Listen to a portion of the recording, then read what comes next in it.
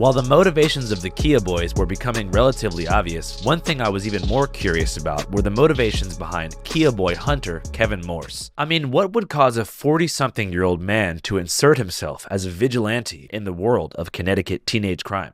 He thinks he's a cop. He think he a cop, like you was a weirdo. You like a Kia boy hunter for real life. Fuck that nigga and his birthday. Can you tell us a little bit about your past? Yeah, so, I was born in Milford, and around 8-9 years old, I have an older brother that was starting to experiment with substance, alcohol, weed, cigarettes. So at 8-9 years old, I was smoking weed, smoking cigarettes, and when I was 11, I had gotten alcohol poisoning, 6th grade, which is, looking back, just kind of crazy thinking of that. When I was a teenager, playing sports, I caught an injury and was prescribed some Vicodin, which I really loved at the time. And it just kind of spiraled into dealing drugs, doing and dealing drugs. That's pretty much all I did from, 10 years old to 24. I was stealing a lot from people that care about me, hurting the people closest to me. Some would say that I probably got some people hooked on pills back then, so we could do bad shit together. Eventually, after about a dozen charges, I had to go do some time. I was sentenced to serve 8 months in jail. I paroled out and pretty much hit the ground running. I mean, I've never looked back, only for growth. And I became a recovery coach. I participated in opening a 18 to 25-year-old intensive outpatient program where I worked at for a couple years. And then all these parents that we started a support group with kept pushing me to start my own business.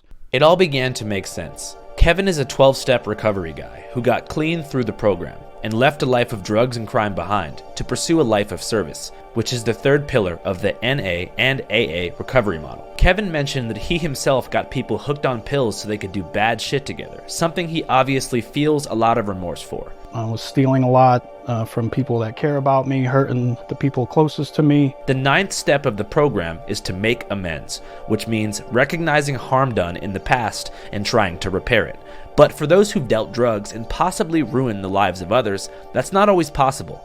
Many of Kevin's customers, I'm assuming, are now dead. So the program has an alternative avenue called living amends, where you take contrary action and make amends by doing the complete opposite of the bad things that you used to do, in an effort to achieve karmic balance in the eyes of a higher power. In a sense, it seems that Kevin's passion for crime fighting is informed by his own guilty conscience, which thankfully is something he's honest and open about.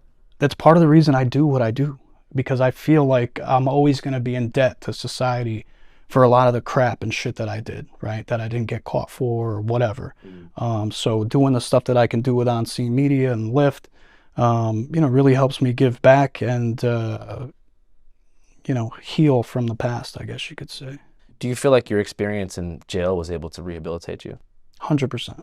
So in terms of your kind of long-term sobriety, what do you think's like the main factor that has made it so you've been able to maintain sobriety for so long? Exposure, putting myself out there. I don't fix what's not broken, so I've always kind of worn my addiction and recovery on my sleeve. Do you think you would have been a Kia boy? Hell yeah. Absolutely. At 12, 13 years old, if this was the way things were, absolutely we would have been stealing Kias and Hyundais. Channel 5 live worldwide, Hollywood and Vine. Fuck the authority, Channel 5 News. Channel 55. We don't fuck with custers. And 5 is the best number. Fuck that nigga and his birthday.